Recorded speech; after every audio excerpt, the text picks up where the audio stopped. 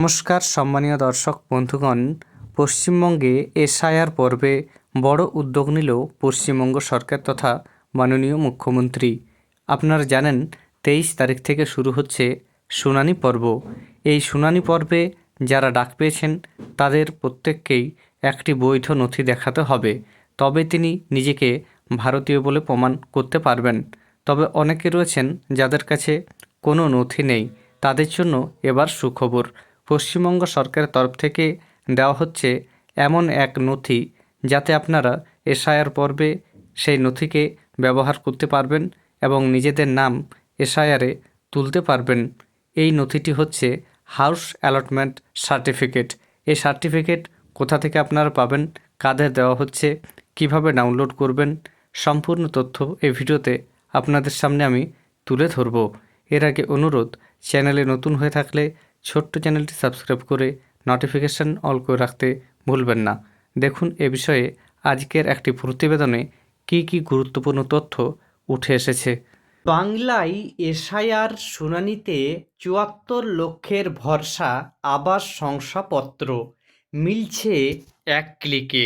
বিস্তারিত কি বলা হয়েছে সরাসরি দেখুন। খসড়া ভোটার তালিকা প্রকাশের পর কেটে গিয়েছে 3 দিন। 23 ডিসেম্বর থেকে রাজ্য জুড়ে শুরু হচ্ছে শুনানির পর্ব। নোটিশ পেলেই নথিপত্র সহ হাজির হয়ে নিজেকে বৈধ ভারতীয় ভোটার প্রমাণ করতে হবে। ভোটাধিকার বজায় রাখতে শুনানির সময় জমা দিতে হবে জাতীয় নির্বাচন কমিশনের ঠিক করে দেওয়া 13টি নথি বা শংসাপত্রের মধ্যে যে কোনো একটি। এগুলির মধ্যে একটি হলো সরকারি প্রকল্পের আওতায় বাড়ি তৈরির অনুদানের শংসাপত্র, অর্থাৎ house allotment certificate by government. পশ্চিমবঙ্গে কেন্দ্র এবং রাজ্যের প্রকল্প মিলিয়ে বাড়ি তৈরির অনুদান পাওয়া উপভোক্তার সংখ্যা প্রায় ৭৪ লক্ষ। ফলে এদের মধ্যে কারও শুনানিতে ডাক পড়লে তিনি নিজেকে ভোটাধিকার প্রমাণে অনায়াসে এই হাউস অ্যালটমেন্ট সার্টিফিকেট দেখাতে পারবেন। কিন্তু এই সার্টিফিকেট মিলবে কিভাবে? মানুষকে সুরাহা দিতে মমতা বন্দ্যোপাধ্যায়ের সরকার সেই বন্দোবস্তই করেছে। এক ক্লিকে মিলছে আবাসের সার্টিফিকেট। শুক্রবারেই পঞ্চায়েত দপ্তরের ওয়েবসাইটে একটি লিঙ্ক দেওয়া হয়েছে। সেখানে ক্লিক করে সামান্য সময়ে একেবারে নির্ঝঞ্ঝাটে নামিয়ে দেওয়া হচ্ছে শংসাপত্র। গুরুত্বপূর্ণ বিষয় হলো এই শংসাপত্রেই থাকছে কিউআর কোড। ফলে এই শংসাপত্র জাল করা কোনোভাবেই সম্ভব নয় বলে দাবি প্রশাসনিক মহলের। কারণ এই কোড স্ক্যান করলেই শংসাপত্রে থাকা তথ্য মিলিয়ে নেওয়া হচ্ছে সরকারের তথ্য ভাণ্ডারের সঙ্গে। ফলে শংসাপত্রটি বৈধ নয় বলে ফেলে দিতেও পারবেন না সংশ্লিষ্ট ইআরও বা এইআরও।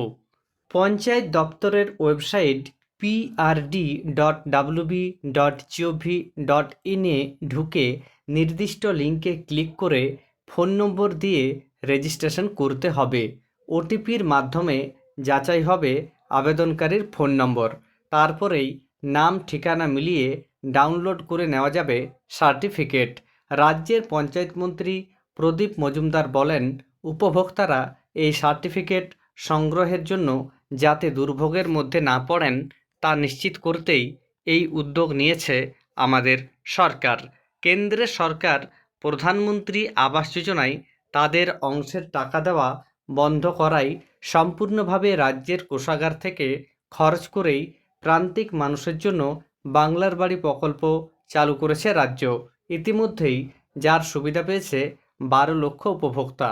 জানুয়ারি মাসের প্রথম সপ্তাহে বাড়ি তৈরির প্রথম কিস্তির টাকা পাবেন আরও 16 লক্ষ। অর্থাৎ বর্তমানে প্রথম পর্যায়ের এই 12 লক্ষ মানুষ এক ক্লিকে শংসাপত্র হাতে পাবেন। বাকি 16 লক্ষের ব্যাঙ্ক অ্যাকাউন্টে টাকা ঢুকে গেলে তারাও এই শংসাপত্র ডাউনলোড করে নিতে পারবেন। এছাড়াও উপকৃত হবেন রাজ্যের নিজস্ব খরচে চলা চা সুন্দরী এক্সটেনশন প্রকল্পের 21,000 উপভোক্তা। এখানেই শেষ নয়, 2016 সালের আগে ইন্দিরা আবাস যোজনার 11 লক্ষ সুবিধা প্রাপক এবং প্রধানমন্ত্রী আবাস যোজনা গ্রামীণের 34 লক্ষ উপভোক্তাও ডাউনলোড করতে পারবেন হাউস অ্যালটমেন্ট সার্টিফিকেট। তাহলে বুঝতে পারছেন এসআইআরের শুনানি শুরু হচ্ছে। সেখানে যাদের ডাক পড়বে তাদের প্রত্যেককেই একটি বৈধ সার্টিফিকেট বা নথি দেখাতে হবে, যাতে তিনি প্রমাণ করতে পারেন যে তিনি বৈধ ভারতীয়। সেক্ষেত্রে পশ্চিমবঙ্গ সরকারের তরফ থেকে হাউস অ্যালটমেন্ট সার্টিফিকেটটি দেখানো যাবে। তাই এই সার্টিফিকেটটি এই সময় অত্যন্ত গুরুত্বপূর্ণ। আপনারা পঞ্চায়েত দপ্তরের যে অফিসিয়াল ওয়েবসাইট, সেখানে গিয়ে এই হাউস অ্যালটমেন্ট সার্টিফিকেটটি ডাউনলোড করতে পারবেন। ধন্যবাদ।